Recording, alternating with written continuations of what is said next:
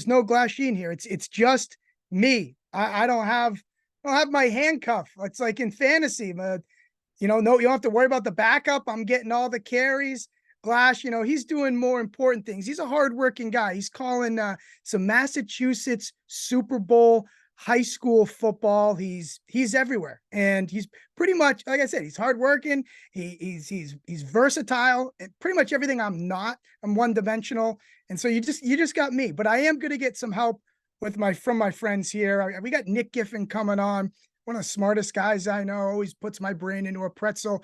Actions Director of Research, Evan Abrams. He's going to have some top shelf trends and some trivia that'll make you lose your mind. Also, Sean Koerner. He's going to talk to us about some injuries, rating some teams and how we value certain things and how much is this guy worth to the spread, all that important stuff that you need to know on a Wednesday. And we'll cap it off with Chris Raybon and Stuckey telling us who needs to mix in a water and talking about some things that the fans submitted from Twitter. Always nice going back and forth with them. But first, I have to let you know that Happy Hour is presented by Bet365, and Bet365 doesn't do ordinary. That's why you get more boosts with them than anyone else. Every day, they power up the odds on hundreds of bets to give you a chance to win more. Bet365 boosts specific markets, your winnings, and even parlays, and they don't stop there. Keep an eye out for their biggest and best odds with the incredible Super Boost. Check out all the boosts and see why it's never ordinary at Bet365. 21 plus only or 18 plus in Kentucky. Present in Colorado, Iowa, Kentucky, New Jersey, Ohio, Virginia. Gambling problem? Call 1-800-GAMBLER in Colorado, Kentucky, New Jersey, Ohio, Virginia, or 1-800-BETS-OFF in Iowa. T's and C's and restrictions also, they apply. All right, I got to start off with a little who's on notice here. And this team might surprise you. The Houston Texans. Look, they're overachieving. They've been a pleasant surprise this year, more than a pleasant surprise. CJ Stroud, he looks like the quarterback that should have been taken number 1 overall in that draft. Everything is great in Houston, but listen, this is the NFL. If you're good, we change the goalposts. The expectations, they change throughout time. And honestly, it's a compliment of what a good team is. They lost last week to Jacksonville, and now they're 2 games back in the division of Jacksonville. They travel to Denver or they're playing Denver this week as 3.5-point favorites. Denver is dangerous, I'll tell you. So when I look at the Houston Texans, any team will tell you this window with a rookie quarterback on a friendly deal, you have to make the most of it, because I think, things could, this AFC picture is wide open. So Houston, are you going to go take it? I'm sorry. The goalposts have changed. And that's where I'm going to decide to bring in my good pal, Nick Giffen. He likes to talk to me about, these luck rankings things. And we talk about them ourselves earlier in the week. We get a little dosage of it. If you don't know, luck rankings, Nick's a smart guy. Takes the calculator out, the abacus, whatever it is, and he analyzes the difference between what was expected to happen due to models and numbers and things that, like I said, I can't wrap my head around, and what actually happened. You find the difference in those things, and you spit out a situation where lucky teams are often overvalued and unlucky teams are often undervalued. Makes sense. Let's get Nick Giffen to talk more about it. Nick, I got to start off. I just have to ask you, the Bills-Eagles. I mean, I was on the Bills plus 3.5. I got the hook because I'm a smart guy. That's the thing. I've learned a couple things on this show. But you said I was the smartest guy you knew. Or something that is true. But you taught me a few things. It's like osmosis. Tell me that game. The Eagles, the luckiest team in the world. The Bills, the most unlucky team in the world. What do we make of those two teams just as we look forward here? Yeah, it was a really interesting game. The Bills, they lost by 3, but our expected score had them winning by 3. So they were one of the 3 most unlucky teams of the week. And because they came into the week as one of the bottom 3 teams and then add in more bad luck, they are now the unluckiest team in the NFL per our Action Network luck rankings. Meanwhile, Philadelphia, they have closed. They were second coming into to week 12 and leaving week 12, going into week 13. They're still second, but they closed the gap to Pittsburgh. They're now only 1.6 luck percentage behind Pittsburgh. They're in-state companions there. for the #1 spot in the luck rankings. That's the closest anybody has been to Pittsburgh since week 5, when it was also Philadelphia back then. So, the lucky have stayed lucky and the unlucky have stayed unlucky. Certainly, that Bills-Eagles game, the Eagles did not have any control over James Cook dropping a touchdown. Did not have any control over the back-to-back false starts that took him out of field goal range. Did not have any control over at least the second missed field goal by Tyler Bass there. So just a lot of fortunate things that win the Eagles' favor, that the game never would have gone to overtime in the first place had those things gone Buffalo's way. Yeah, but Buffalo won the coin toss too. I said, yeah, I joked with you. Does that count in the luck rankings, winning the coin toss? Come on, they had a chance, right? Yeah, Buffalo had a chance to win. They certainly, and to the Eagles' credit, when they have the luck presented to them, they've been able to make the most of it. But again, even things like Marquez Valdes-Scantling catches that touchdown pass against them the week prior in week 11, the Eagles are staring at back-to-back losses potentially if, their opponents didn't have bricks for hands. Well, Nick, so the Keystone State, that's where all the luck is. Maybe I got to go there and play the lottery or something. I wonder if there's anyone that shows up and just sees, is Pittsburgh still the luckiest team? Okay, yep, thanks. That's enough happy hour for me today. It seems like what it's been like every single week. These two teams are, they have some big games this weekend. Is this luck going to continue? What do we make of these two teams in the Keystone State? Yeah, it's interesting.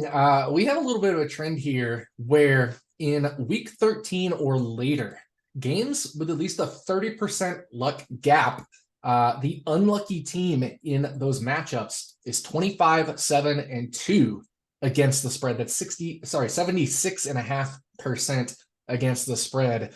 And if those teams are also, the unlucky teams are also on the road, then they're 13-1-1 against the spread. So only one loss against the spread and one push, 90% against the spread. And it turns out both Philadelphia and Pittsburgh are the lucky teams. So we're going to be maybe backing the unlucky opponents because it fits the trend here. So that would be Arizona on the road versus Pittsburgh. That game has a luck gap of 32.3%. So that's above that 30% number that we talked about. And San Francisco on the road at Philadelphia, of course, in that marquee matchup here between two of the strongest teams in the NFL, luck gap of 31.6% in that one. Personally, I haven't taken a position yet on either game. These trends are against the closing spread, so there's still some time to shake out, see where line movement happens, etc. But the trends strongly suggest some Pennsylvania, some Keystone State, like you said, regression. Yeah, and look, if you don't have it at the edge of on your fingertips, I don't blame you. But is part of the reason for not, jumping to the window to go bet this is because while there's a large luck gap here, does that necessarily mean that Arizona and San Francisco are, on the contrary, unlucky? I feel like it's more of a reflection of how lucky the other two teams are. Am I right or wrong? You're actually, Tim, you're actually right. So congratulations to you there. I know Arizona and San Francisco are kind of in the middle of our luck rankings. Arizona coming in literally right at mid-pack, and I think San Francisco is right on 18th or 19th. So it's more of a reflection of the luck of those Pennsylvania teams rather than the bad luck of these other teams. We have a team like San Francisco that's as good as they are, and they're sitting mid-pack in the luck rankings. So the record is where it should be, but the 10-1 Eagles should not be 10-1. Yeah, look at me. I got my finger on the pulse of the NFL. How about we stray away from the sides here and we look at totals? There's also luck totals, Nick. It's basically the same thing, right? We just apply it to over-unders here, and how many points are these teams scoring? Were they lucky to get a blowout that wasn't necessarily indicative of the actual final score? Where are we looking at here for some possible luck totals? Yeah, so the first one is going to be Cincinnati versus Jacksonville. This is a luck over. So this has a luck total of plus 5.5. Anything over 5 at this stage of the season is significant. Last week, luck overs, unders have been the talk of the town this year. Under this, under that, under. Luck overs went 2-1 last week. So, we really are showing a signal here when almost 60% of all of the regular season has gone under, and yet we go 2-1 to the over. Luck overs overall are 32, 18, and 1, 63.7% to the over.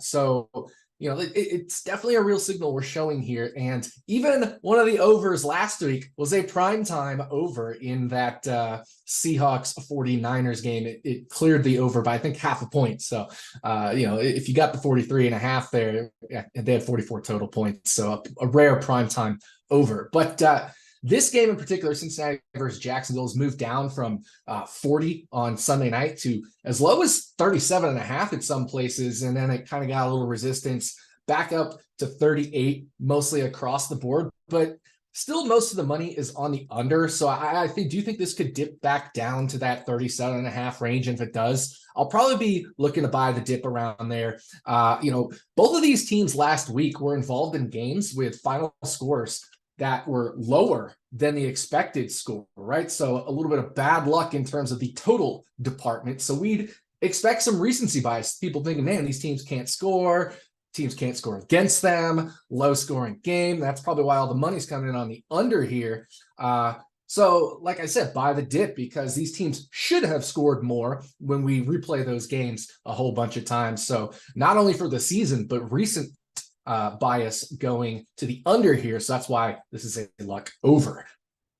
I have to ask Nick, what do you do with Browning with the whole luck, with your luck situation? Is that factored into the model? It's probably hard to. I don't know. I gotta ask. The quarterback certainly has an impact on the total, but at the same time, that's accounted for kind of in the market itself. It's all the other intangible factors that aren't being accounted for, all the non-quarterback pieces as well that have an impact, right? Defensive play, weird bounces, a defensive touchdown, all sorts of, a missed field goal here or there. Those things have nothing to do with Browning, or very little to do with Browning. So a lot more of this comes in simply because of just how these teams are. And I mean, heck, one of these teams has nothing to do with Browning because, their quarterback, Trevor Lawrence, has been in all season. I hear you. I mean, and it's Sam Howell too. I mean, he's been good. So you told me too earlier in the week when we talked that the Dallas Washington score was deceiving as well. And Washington should have put up more points than they did. Is that something that has been indicative of Washington all year? Is that a Sam Howell thing? How do we put our finger on that? Yeah, no, this one's interesting. So Miami, Washington, I think you're referring to here. Yep. We actually have this as a luck under. Oh, my goodness. This is I just under. Assumed. Yeah, no, this is a luck under. Remember last week, it was 45-10. That game had 55 points scored, the Commanders Dallas game, but it was only 29-20 expected. So that's only 49 expected points. So those teams scored 6 more points than expected. And that, of course, applies in part to Washington Commanders here. Similar has happened with Miami. They've put up way more points than expected, even for a team with the explosive capabilities of Miami, which is what we do take into account. They've still come in above expectation. Nobody expects to score 70 points in a game, for example. Even then, we had them somewhere in the 50s in that game, which is one of the highest we've had ever in terms of an expected points in a single game.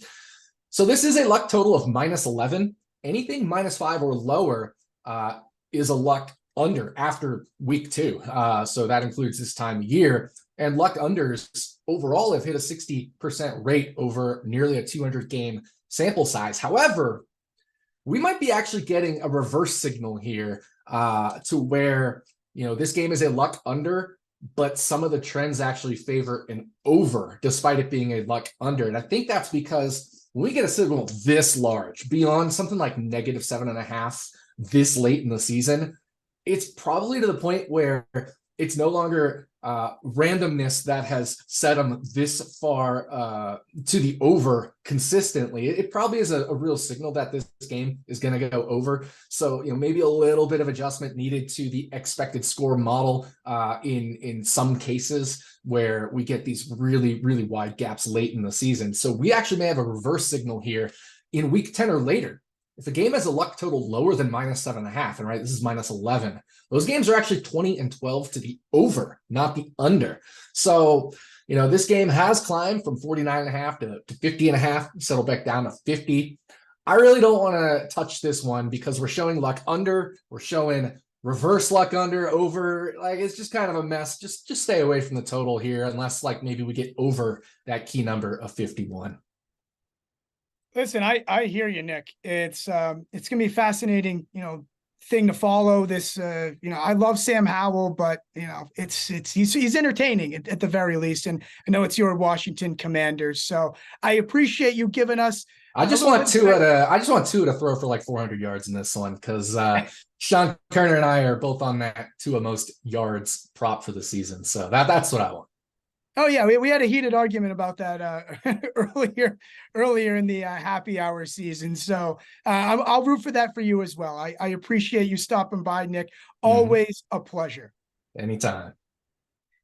All right. Well, we bring in a guy now who's, I don't know. I said Nick's the smartest. This guy's just as smart. You can learn a few things from Sean Koerner. Sean, there's a bunch of players we call on the rocks this week. Injuries. It has fantasy impact, obviously impact to the spread, the total, everything all in between. Start us off here. Guy that has been talked about a lot all season, not just for injuries, well, for, holding out. And is this guy going to play? Yeah. And you're wearing the little hat as well. So the Indianapolis Colts, Sean, what's the story? Yeah, so it sounds like Jonathan Taylor is going to miss the next 2 to 3 weeks. And obviously, the Colts rather have Jonathan Taylor healthy and active, but they should be just fine with Zach Moss now expected to take over as the lead back. Moss struggled his first few seasons with the Bills, but he's been phenomenal with the Colts. He ranks inside the top 20 among all qualified running backs in the success rate, EPA per attempt, and yards after contact per attempt. So they'll be totally fine with him at running back. But they can't afford for him to get hurt with Trey Sermon up next. I think that's when it's going to really start to impact the spread. But Moss has been one of the more valuable backup running backs to have as a handcuff, sort of like you today without Glass. You're getting all the reps. Zach Moss is going to see a ton of volume here. So he's already inside my top 10 this week at running back, despite a pretty tough matchup. The Titans have a really good run defense, but it doesn't really matter. He's going to see enough volume to overcome that. So he's in my top 10 right now. Oh, yeah, that's a little jab there to Glass. He's not here to defend himself. I know I started it. Look, Dorian Thompson-Robinson, I loved watching him in college at UCLA. Thought he was a stud. It hasn't worked out so well to start his NFL career, and it's gotten even worse, too, with injuries and the Browns quarterback situation. A complete, and I mean complete mess. They're playing the Rams this weekend. I feel like, we talk about cluster injuries a lot. The cluster injuries at the quarterback position for the Browns at this point seems like there's no movement on the quarterback situation post Watson in terms of the point spread because they all suck. Am I right? No, you're correct. And, DTR, like you said, he was great at UCLA. He was actually really good in preseason. He's the reason why the Browns were able to get rid of Josh Dobbs. He even leapfrogged Josh Dobbs. So it's been very disappointing for him in season here. And out of the 42 qualified quarterbacks in the league this year, both DTR and PJ Walker ranked bottom 2 in adjusted net yards per attempt, QB rating, EPA per play, and success rate. So they have the 2 worst quarterbacks right now. So it really doesn't matter who they use right now in real life against the spread. And I never thought I would say this again, but it would probably make sense for them to go with Joe Flacco. If he's up to speed with the playbook and the offense, it certainly can't hurt at this point. So I think if he's ready, I think they should probably turn to Joe Flacco. I mean, Joe Flacco, this guy, every time he's out, every time I think he's out, he comes back in. I'll ask you this, if you have a tip or a way to this year with all the injuries to quarterbacks across the league. Chris Raybon told me a couple weeks ago, and I've it's been working ever since, and I really took it to heart, is just don't lay points with these bad quarterbacks on the road. And I think we've seen that in a couple situations this year. Is there anything that you could, teach the people how to fish on avoiding or playing on these backup quarterbacks throughout the league? Is there anything that Sean Koerner does that I don't? I don't think there's a blanket statement here. And last week, I do like investing in decent teams that are going with a new backup quarterback, like the Bengals did last week with Jake Browning. Unfortunately, that didn't pan out. But I would probably do it again in a heartbeat. It really depends on the level of backup. Like, I do think Tim Boyle might be one of the worst backups in the league, so I would never invest in him.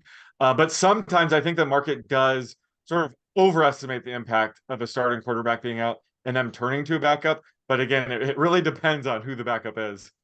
Yeah, and you think too, some of these starting quarterbacks play like backups, i.e. Zach Wilson, i.e. Mac Jones. Speaking of receivers I loved in college, my guy, T. Higgins, Clemson. It doesn't get much better for the Cincinnati Bengals in their situation. Is it getting better? Yeah. Maybe Higgins and would, I guess before you go, does Higgins have what is Higgins' true effect with a quarterback who is subpar? It's not good. I don't think his return helps too much. And Browning, like I said, I lost investing in him last week. He had a pretty decent line. He threw for 227 yards, threw a touchdown, only had one interception, but a couple of his completed passes were tip balls that just fortunately ended up in a Bengals receiver's hands. So he might not get that lucky going forward. So, Higgins is returning from a hamstring injury, potentially this week. But he probably shouldn't be returning to fantasy lineups quite yet. There's a chance he might be eased back into action, maybe not see his usual full-time role, and potentially, have an in-game setback. Hamstring injuries are always tricky to return from. But more importantly, once Joe Burrow went down, I pegged T. Higgins as being the Bengals pass catcher that would see the biggest downgrade. Because Higgins doesn't get much separation. He's been averaging 2.3 yards of separation on the season, which is the fourth lowest among qualified wide receivers and tight ends. So he typically draws, targets downfield that require a precise pass into a tight window. Jake Browning is not going to be supplying many of those. So it's going to really hurt T. Higgins' production. So I have Higgins ranked just outside of my top 40. I know if you have him, you're ready to put him back in your starting lineup, but I think we have to hold off for now. Yeah, I mean, it is. I can tell you firsthand, T. Higgins is a guy who goes and gets jump balls, but the jump ball has to be somewhere in the vicinity Exactly. for him to go up and get after it. I appreciate you stopping by, Sean. I mean, I'm thinking here with fantasy playoffs on the horizon. I mean, coming up, what has been the biggest pain point or a position, a player that you have struggled to handicap this year? Who's been your worst nightmare? Oh man, that's a good question. I mean, I would just say the Kansas City Chiefs and New York Giants wide receiver rotation every week. Projecting that is an absolute nightmare. But yeah, there's certain players where I can't think of any off the top of my head. I think Zach Charbonnet recently has been the most disappointing for me because he has been so efficient all year, and now he has his shot to be the lead back. He's played almost 2 full games now without Kenneth Walker, and then he's just been below average. I think another tough matchup this week, but he could break out here against the Cowboys. But he has been the most frustrating player for me, at least recently. Hey, look, some people are better off in the 1A position. Go ask Glash. Maybe that's the situation. I don't know. Could be. I appreciate you giving me an answer there off the cuff. It's always fascinating. We talk about how good you guys are. I like to see what keeps you up at night a little bit. For sure. It's keeps you human, right? Exactly. Well, thank you very much, Sean Koerner. Nick Giffen, followed by Sean Koerner. Always a pleasure, gents. Nick, have a great rest of your week. Or Sean, have a great rest of your week. Yeah, you too. Nick too. Yeah, Nick too. Thank you, Sean. Thanks for having me. All right. How about a market report? In case you didn't know, there's a pretty big game this weekend. San Francisco, they're playing the Philadelphia Eagles. And right now, San Francisco, they're laying 2.5, but it wasn't always that way. This thing opened San Francisco getting 1.5 underdogs to favorites. Philadelphia Eagles are going to be home dogs, 10-1 home dogs. You believe that? Jalen Hurts, MVP, possible favorite, home dog. I'm going to bring in a guy who knows a thing or two about trends and, can probably paint the picture pretty clear on what to expect this weekend, or at least he'll tell us what has happened in the past, and he will give us some trivia as well. So Evan Abrams, it's great to have you on. Great. Thank you for joining me. I guess, you're ready to, I'm riding solo today, so I don't know if Glash helps me or he's just more noise, but I'm riding solo on the trivia question today. How you doing? And introduce what's going to make me infuriated in just a few minutes. What's going on, Tim? Yeah, just you and me today. So I thought about, making the trivia question a little bit different, but we're going to see how it goes. We're going to get to Eagles Niners in a second, but let's start with the trivia question. So last 20 years, Pete Carroll, most profitable coach against the spread in night games. Obviously, Seattle playing Dallas Thursday Night Football. So the question for you is, name the 4 quarterbacks that have started for Pete Carroll in night games for the Seahawks. Only been 4, and obviously done well since he is the most profitable coach, but looking for you to name those 4 quarterbacks. So stew on it, think about it, maybe a little bit early in your time, depending on your age, but you should be able to get a few of them. Thoughts? A couple should be really easy. So it's going to be about kind of establishing that, and then where can I go from there? It's probably someone that I wasn't thinking about, but I think I'm about halfway there in my head right now. I'll give people some time to spit some answers out into the chat. Make sure you do, because you can win some merch. I don't know who's hooking you up with that. I used to be the guy, but then I passed it to someone else. So I don't know. You should get your merch if you get it right. And in the meantime, while you think about it, while you stew on it, Evan, give us some top shelf trends. Yeah, so we got to start with Thursday Night Football. Seahawks, Cowboys. Cowboys have been absolutely rolling, especially at home. They've covered 6 straight home games, their longest streak as a franchise since 1999. The Cowboys have won 13 straight games straight up at AT&T Stadium, longest winning streak in franchise history. So they've been rolling at home. Dak's been playing great. Now listen, the Cowboys are also the first team in NFL history to win their first 5 home games by 20 points each. So it's been an absolute ride, and they can continue the ride this week. And that's why I think the line a little bit inflated, especially based off the fact that Seattle just got their doors blown off by the team we're going to talk about next, and the Niners last week didn't look good. So 9 points right now. Yeah, Evan, I'll ask you this. I'm guessing the correlation and the full story here is that the Cowboys, and especially Dak, he's really good as a big favorite. And a big favorite at home, and they've been big favorites in, I imagine, a majority of this streak. Am I warm or cold there? Yeah, completely warm. Also, think about the fact that the look-ahead line for this Thursday Night Football game I just checked was 3.5 before we knew anything. So, I mean, this is A, inflated, B, based off what you just saw. Dak's been great in this situation. It's the reason it's 9. I think we just have to see if it gets any higher on game day.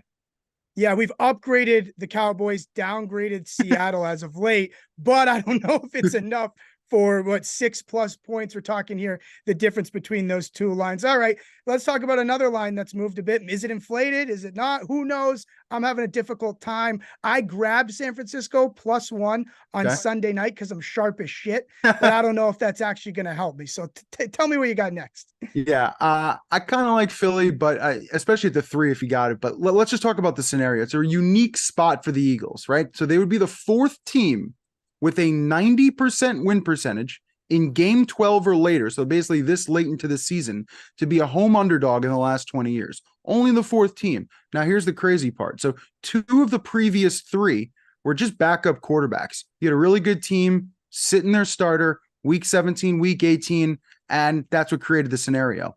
The only other time we have seen this good of a team, 10-1 or better straight up as a home dog, 2005 AFC Championship game. Ben Roethlisberger at home +2.5 against the Patriots.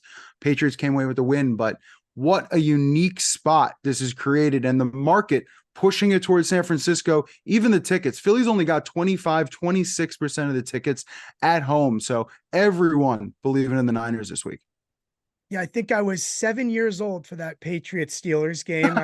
I think I remember where I was, but they played the Steelers an awful lot in the playoffs, and those have all kind of blended together. So I can't tell you off the top of my head how that game went, how 7-year-old Tim could have been consuming that game. But I mean, Big Ben too. It's funny that that Steelers team that went on that crazy run to start the year. It was like 11-0, 12-0, whatever it was. Yeah. And everyone was calling them a fraud. So I thought of that at first when you mentioned Big Ben and the Steelers, but we land all the way to the AFC title game.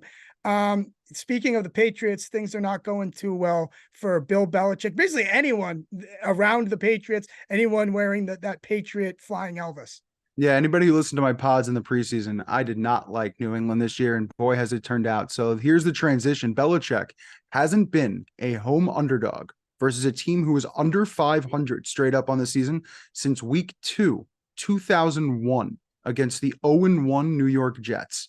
New York closed -1.5 in New England, 110-3. But more importantly, that was the Bledsoe getting knocked out, leading to Tom Brady's first start game. It has been that long. Now, you talk about New England, 2-9 against the spread overall this season. That is the worst record in the NFL. And as an FYI, the Patriots, as a franchise, forever have never started 2-10 ATS. So we are just in some desperate territory here in New England, and we're going to see how it goes this week, since it looks like Bailey Zappi, Mac Jones, Malik Cunningham, they don't even know who they're starting at quarterback. It doesn't matter. Mo Lewis could deck all three of those guys. There's no Tom Brady waiting in line. And it's funny too. You think about that game, Bledsoe, like, in all seriousness, Bledsoe almost died.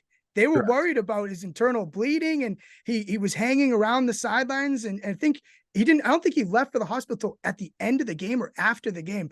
I think you got to tip your cap to the medical advancements at that time, because it was bizarre. So I don't know. Are you done on the trends, or what? You have more for me? That's it, baby. Now, time back for trivia. Come on now, let's do it. So, okay, I'll give it to you one more time. Last 20 years, Pete Carroll, most profitable coach against the spread in night games, which in itself, a very fun fact going into Thursday Night Football. But my question, name the 4 quarterbacks that have started for Carroll in night with the Seahawks. Hit me. What you got? Okay, so obviously Russell Wilson. Nailed it. 28, 17, and 3 against the spread. You'd have to think Geno Smith has been here long enough. Nailed it. 4 and 2 against the spread. Number 2. Okay. I remember good old Matt Flynn. It's not Matt Flynn. That's a good guess, though. Okay. Same Matt Hasselbeck. Also a great guess, not Matt Hasselbeck. Are you kidding me? Probably would have been one of my guesses, to be honest with you. Okay, so then it's Drew Lock. Nah. Okay, we're moving on here. I'm gonna guess the chat's gonna get at least one of these. So the answer was Tavares Jackson, who was 2-0 against the spread for Pete, and Clipboard Jesus. Do you know who Clipboard Jesus is? Who is Clipboard Jesus? Charlie Whitehurst. Oh, yeah. Against the spread. Tigers. Yes. Clipboard Jesus, Tavares Jackson, Geno, and Russ. You did pretty well for the fact that I don't know how old were you when Charlie started? Maybe 11. So I think it was like 2009, 2010. So yes, I was 12. Yeah, nailed that. Very good. But good job, Tim. Congrats. Thank you. Yeah, I appreciate it. I mean, I was so confident. I was thinking about it the whole time you were telling your trends. I almost zoned out because I was like, I was licking my chops. I thought I was gonna be in the money, and then I could throw a big F you to Glash when he comes back and say, I'm better without you. It's like Brady Belichick, I'm better without you. Well, now we got to see if Glash can get it. We'll ask him off air, but nice job. Good work. Yeah, and we get to see if he watched the show. So yeah. we'll double check. Thank you, Evan. I appreciate having you. Always a pleasure. See you later. Just a reminder, Happy Hour is presented by Bet365. Bet365 doesn't do ordinary. That's why you get more boosts with them than anyone else. Every day, they power up the odds. That's what they do. They power up on hundreds of bets to give you a chance to win more. Bet365 boosts specific markets, your winnings, and even parlays. And they don't stop there. Keep an eye out for their biggest and best odds with the incredible Super Boost. Shout out Glasheen, he loves to say that. Check out the boost and see why. It's never ordinary at Bet365. 21 plus only, or 18 plus in Kentucky, and present in Colorado, Iowa, Kentucky, New Jersey, Ohio, Virginia. Gambling problem? Call 1-800-GAMBLER in Colorado, Kentucky, New Jersey, Ohio, Virginia, or 1-800-BETS-OFF in Iowa. Terms and conditions apply.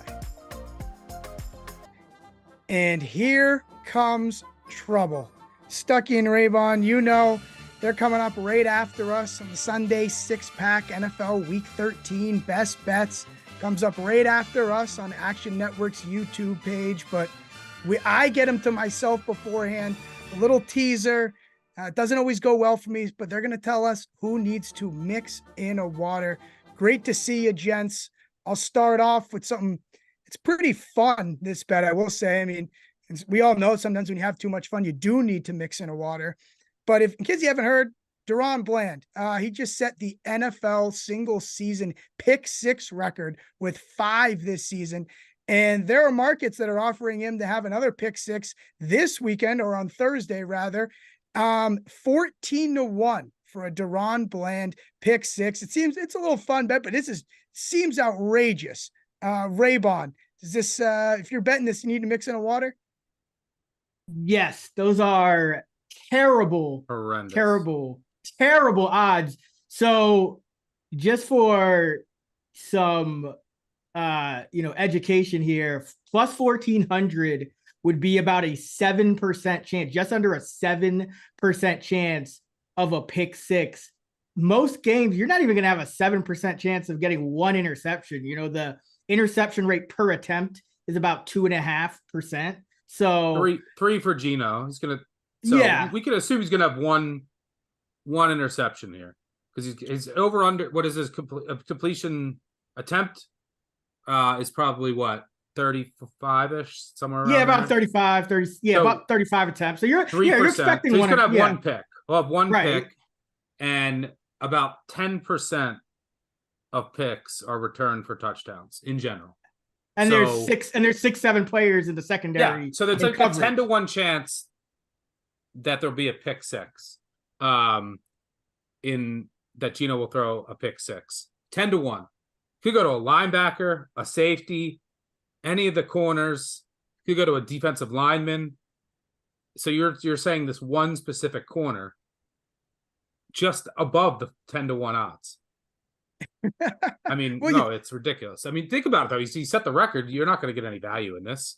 This is the worst time to buy. Look, if you want to, if you're a Deron Bland fan and you want to just throw some couch change and root for it, like the things that are working in your favor here is like Gino might be hurt. He struggles against this type of defense. It's going to be under pressure. And then like maybe the number is outrageous regardless. I'm just saying. I'm just bringing in. You have to mix in a water if you bet this, but absolutely. And then maybe like, if a Cowboy like, well, that wouldn't even be a pick six. If I pick it, like if Ed Reed style, if I pick it and then pitch it, that's not a pick six. So I'm saying like if another Cowboy picks it and wants to get him another one, like they might look to pitch it to him. But that's not even a pick six. So yeah, this is right. That wouldn't count as a pick six, and that I don't believe so. Out. Yeah. No. So yeah, this is ridiculous. Like it is so far off the true odds. It's not even funny. Yeah, don't bet an outlier to keep outlying after they already started outlying. Like if anything, if you were just betting, if you want to bet on a Cowboy that hasn't even had an interception yet, I think that's better because the defense is a unit, right? It's, the pass rush forces the quarterback to, speed up his release, and that can force an inaccurate throw, and that can go anywhere. So I would, if you're looking to bet on a pick six or something of that nature with the Cowboys against Gino, don't do it on a guy who's already set the outlier record like 5 times over. Like do it on somebody that's been quiet. You can get much better odds. Like, it's like in roulette, if it had landed on green 5 times in a row, and then you're like, I'm going to bet green again because it's must be 6 now, right? I mean, maybe it's a rigged wheel, who knows? But it is in a sense a parlay. You need him to be on the. This is if it hit green 5 times in a row, and then they change the odds to hitting green to minus 400, and then you laid 400 on green. That's what this is. There was a sports book last week that said that actually had this bet out when it hit, and it said Deron Bland pick 6. Here's the odds, and in parentheses on the sports book it said he has 4 already. When the sportsbook's trying to remind you and like, yeah, you know that it's Classic. probably not the best bet you can make. So yeah, mixing a water here. That's very cheeky of them. It's in a sense, it is like a parlay. You need the pick, then he's gonna go the length of the field or however far without getting tackled, get in. It's and all that for 14-1. I get what you're saying. All right. How about the Buffalo Bills? We have a tweet here. Bills to win the AFC 40-1. I mean, look, Buffalo's on the outside looking into the playoffs right now. And, you know, they lost that heartbreaker to Philly. They go on a bye. And then they got a treacherous 2 games coming out of the bye at Kansas City and against Dallas at home. Oh, my goodness. Is this worth any look here? Or is this mixing a water time? Gulp, gulp, gulp, Chris Raybon. I'm not going to say mixing the water on this one because you said, what is it? 40-1? 40-1. Yeah. 40-1. I mean, listen, Buffalo is 6-6. They're probably going to need help. And they have a tough schedule, but if let's say they run the table and, you know, they beat Kansas City, they beat Dallas, they go to Miami and beat Miami, you know, they go to LA and beat LA, like they're going to be battle tested. And so I don't hate it at those odds. You know, I think that's a solid bet just because it's a long shot. But if Buffalo does what they need to do to get there, they're going to be battle tested, and it's probably means they you know, something turned around for them. So I don't hate it. Stuckey, we concur here. Yeah, I like it. No need to mix in a water. I think the Bills are one of 7 teams that can win the Super Bowl. Like I really think there's only 7, and it's the Bills, Chiefs, Ravens, Dolphins, 49ers, Eagles, and Cowboys. That's it. They're one of the 7 that can do it. They've been extremely unlucky. They're kind of fixing their defense a little bit. You know that offense is one of the best in the NFL. Look, they're going to need some help, but they got to pass either the Colts or the Browns. And like the Browns are playing Joe Flacco right now. I don't believe in the Colts. Both those teams could lose this weekend. They're both, I mean, one's a coin flip, one's an underdog. You know, the Texans and Broncos are the 2 teams ahead of them before you get to the playoff race. They play each other this week. They did lose the Broncos, which really hurts. That loss kills them because you also lose a tiebreaker to the Broncos. But the Broncos, I think, are going to fade away. So the team I think you have to mainly worry about is the Texans. And if you look at their schedule, like I'm pulling up their schedule right now, I think the Texans win this week. And then, you know, you have the Jets, the Titans, the Browns, the Titans, and the Colts. So that's my only concern, is that like, because either the Texans or the Colts, they play each other twice too.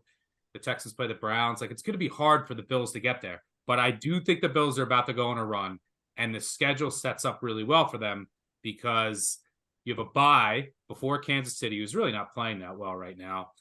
They match up well with the Dolphins, and they're going to get the Cowboys after a war with the Eagles. So I think the Bills are, and look, this has been one of the unluckiest teams in the NFL. I think they're due to make a run, and if they get in, yeah, boy, I tell you, the 2 seed in the AFC, who potentially draws the Bills instead of, you know, the Colts. Oh, what a terrible break that would be. So yeah, I don't hate it. And I was thinking about the timing, like this week versus next week. I don't think it's going to change much because, you know, I mean, maybe if the Browns and the Colts both lose, which I think it potentially could happen, maybe you just want to buy it now because one of the Texans or Broncos are going to get the win. So, yeah, I don't hate buying that right now and taking a flyer. I think it's a good upside bet. Yeah, I was trying to do the math in my head. Obviously, it doesn't really work out because rolling over wouldn't be a factor here because it's not necessarily like they have to win out per se, right? Like maybe you just play no rollover factor. There's no need rollover factor. Yeah, I mean they're 6-6, right? Aren't they 6-6? If I can only lose one, they probably have to realistically win. You have to get to 10 wins. Just looking at the AFC right now, and like, you know, Denver and Houston play each other. The Colts are gonna, you know, like Colts and Texans play each other twice. Right. So you have a lot of, like, at least a couple of those teams are probably going to get to 10 wins, and the Bills are behind in a tiebreaker. So you're going to need to win 4 out of 5. But if you win any 4 of those 5 games that they have coming up, I mean, that's battle testing them right there. So yeah, Texans, Browns play each other too. But yeah, no money line rollover because I think that they would make it probably if they win 4 or 5, which isn't going to be easy. But you don't which loss that could it be? So yeah, money line rollover is out of the question. And it saves you the work. You grab the 4-1. You don't have to work every weekend for it. Yeah, I might throw a little on this actually. Yeah, I like that one. I like that one. Wow. Okay. Not just a mix in a water. It's I'm going to go play it myself. Well done. Well done. How about, again, game of the week here. We've been talking about it all evening long. 49ers and the Eagles. And this thing in advance was 49ers +1, +1.5. Now there's Eagles, +3s out there. It's been insane. I'm a smart guy, right? I grabbed 49ers +1 on Sunday night. Now looking at the Eagles +3, is it a good look here? Do I grab Eagles +3 for a little hedge middle opportunity, Raybon? I'm going to say no for a couple of reasons. Number one, I think the 49ers are the right side. The Eagles have been the second luckiest team in football. Number two, you're talking about a 3 to a 3, or what do you say? You have a 1? I have a Niners +1. Okay, no. Yeah, you're not like I think you'd have to get like maybe a 3 to a 3 is like the limit, the minimum for me. Like get to that 6 points, but just 4 points, and you're just going. You're not crossing the number. If you had 3.5, it could be a different story. Gotcha. Yeah, so you're on top of that, from the 49ers perspective, like getting an Eagles +3 probably not super valuable because I think the 49ers have won about 90% of their games by a touchdown or more dating back to last season, and with Purdy especially.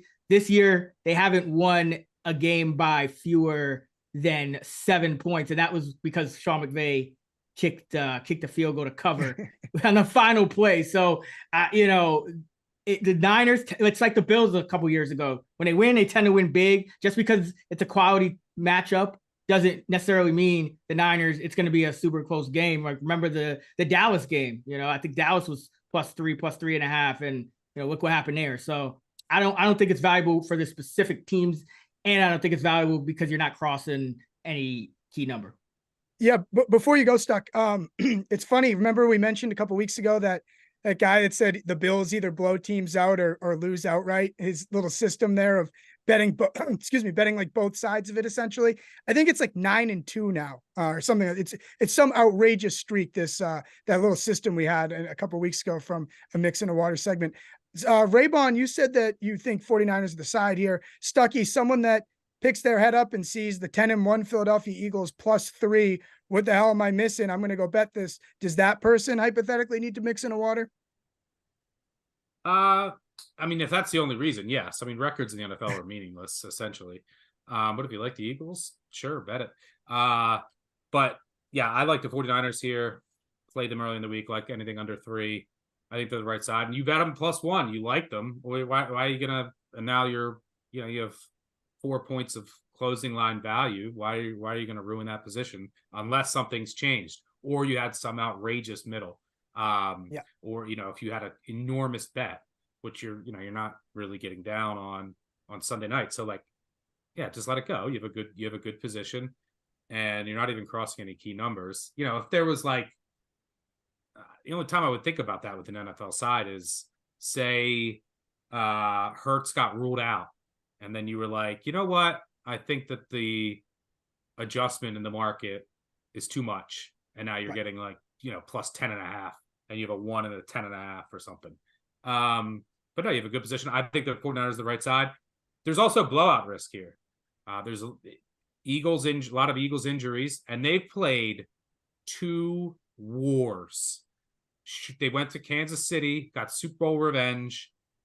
Game went right down to the wire. Short week, then you play the Bills, go to overtime. Defense plays 95 snaps with injuries. So you got guys like Jalen Carter and Jordan Davis playing career highs and snaps last week.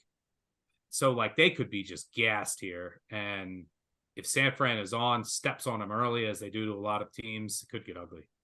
Yeah, I hear what you're saying. Evan Abrams though did say a couple weeks ago that the trend of dogs to favorites when they flip-flop there, it hasn't been a good trend this year for what it's worth. He also told us an awful lot about the Seahawks and the Cowboys. That'll be on Thursday night. Little market report for you. Dallas -9. They're getting 82% of the bets, 87% of the money. Also as well, 52% of the bets and 91% of the money is on the under. People catching up to these to the primetime unders trend. Stuckey, you hate it. You know, we'll get to you later for you to say I don't do Thursday night football. But Raybon, do you have anything in this game? Any slight lean, any inclination? Yeah, it's interesting. The under is interesting because Dallas, their offense, I mean, especially at home, they can put up points. I know they have the great defense, and it's a tough matchup for Geno. So the number's a little high, just if you're modeling it out. But the Cowboys' home field advantage lately, and the Cowboys going against teams that they have a better record than, they've just been dominant, especially coming out of the bye. So, nothing for me because I'm not laying, was it 9.5 on the Cowboys? But I don't. The Seahawks are just running into buzzsaw after buzzsaw. First it was this Niner team. Last week it wasn't a great matchup. This is not a great matchup either because Geno really struggles against man coverage, and this Seahawk team, for all the great skill receivers they have, man coverage does give them some issues. And I don't know if DK Metcalf's quite right. Since that rib injury, he doesn't look like he's catching the ball the same. His catch radius looks like it has shrunk. So tough spot for the Seahawks, but I don't know if this is another one of those primetime unders just because the Cowboys, they play at a pretty fast pace. They're throwing on early downs. They're super efficient. They can run, they can pass. So don't love the under. Would lean Cowboys and the over, but not touching this one because I think it's a little inflated. Yeah, it's scary thinking Dallas could get, majority of the way there to 47.5 on their own. Just looking at what they've done at home, how good Dak's been at home. Stuckey, you're going to hold your nose here. You're going to put a blindfold on. What's the deal? I think the line's a little high, but I've been saying for four or 5 weeks, you either bet Dallas or don't. On our podcast, I've been telling Raybon this, like they changed after the bye week. I mean, Dak's been the best quarterback in the NFL. They changed everything about the offense. They did all the things that I've been wanting them to do. Throwing on early downs, more motion, Dak using his legs. Dak's been dominant. The offensive line is now fully healthy. Dak's going to have a clean pocket here. And as Raybon alluded to, that's Geno Smith under pressure and against man. That's his kryptonite. And that's the Dallas defense to a T. Line's a little high. Cowboys have the Eagles on deck. They've been rolling. So, it's a little tricky spot in a short week. But I don't know if Geno Smith is fully healthy either. Pete Carroll said he is, and he's, looks light years different than last week, but Pete Carroll always has glowing injury reports for his guys. So, yeah, it's not a great matchup. Dallas is rolling. Not sure I want to get in front of the train. Hate Thursday night football. If I had to bet it, I'd probably, on my gut in the spot, I'd probably take a little Seattle, but probably need a 10 to pop.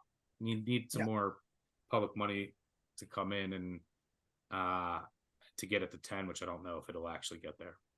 Yeah, it could. I mean, people love Dallas and people are really low on the Seahawks team, but as you said, it's crazy. I want Dallas next week against Philly, so I'm hoping also that Seattle either somehow wins or just doesn't get blown out. Yeah, we will see. I mean, more quite the gauntlet for the Eagles here with Dallas on deck and possible look ahead, but who knows? It is Thursday night. Yeah, football. They get the Eagles gauntlet. Just mention it. Chiefs, Bills, Niners, Chiefs, Bills, Niners, Cowboys. And what you have to also keep in mind is they just had 2 wars. Niners extra rest. They played on Thursday. And then they're going to play the Cowboys next week, extra rest. So not only is it a brutal schedule, just a slate of opponents, just scheduling wise, they got no breaks either. Oh yeah. And they had that war against Dallas before the bye. So even though they had a bye, I mean, it was Dallas, KC, Buffalo, San Francisco, Dallas. Like that is, and they're already 3-0. So I mean, props to them, but getting a little bit lucky here, a little bit lucky. Yeah, the Eagles, the poor schedule. If only one thing could bounce the Eagles' way. Boo-hoo. My pick for the game, it's Dallas next week against Philly. How about that? That's where I'm going to go. It was a pleasure having you guys. You're the best. Looking forward to catching you guys after us for the Sunday six-pack. Appreciate it, boys. And listen, I got more Action Network people to talk about. You can hang out with Chad, the trivia wizard himself, Simon, and the Action Network crew Sunday, December 3rd in Hoboken, New Jersey at the Shepherd and the Knucklehead from 4 to 9:30 p.m. as we do a live broadcast of the Favorites podcast. Go to eventbrite.com and search the Favorites pod or hit the link below to RSVP. We want to know you're coming. We want to know. Let us know. RSVP. I'll tell you, we had a really good show today. Week 13 of the NFL. Really looking forward to that 49ers Eagles game. And I'll tell you, my favorite part of the show was hearing Stuckey and Raybon and watching them in real time, the gears turning on them hearing a bet from somebody on Twitter that Bills 40-1 to win the AFC. And usually they're telling people to go pound sand, and they see it in real time and they say, hey, not only is that a good idea, you don't have to mix it in water, I might go bet it myself. That to me, I like watching how the sausage is made and them saying, hey, it's not a situation where they say, hey, I've been doing all the research on this. Here's what I bet. No, they got it from someone on Twitter. That's what betting's all about. And you got to see what Stuckey and Raybon are on for the rest of the weekend as well. And you do that by downloading the free Action Network app. And also while you're at it, make sure you like and subscribe to Action Network's YouTube page. I'm Tim Kalinowski. Happy Hour is presented by Bet365. Good luck in all your Week 13 NFL bets.